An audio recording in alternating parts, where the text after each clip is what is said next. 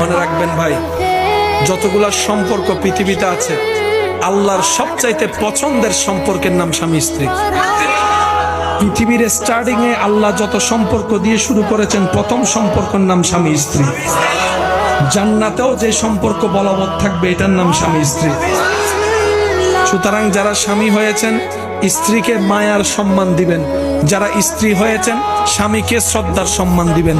দুনো পক্ষ যখন সম্মান দেওয়া শুরু করবে, মাঝখানে যেগুলো মির্জাফর থাকে, ফেঁস লাগাই দেনেওয়ালা, তারা আর সংসারে জামিলা লাগাতে পারবে।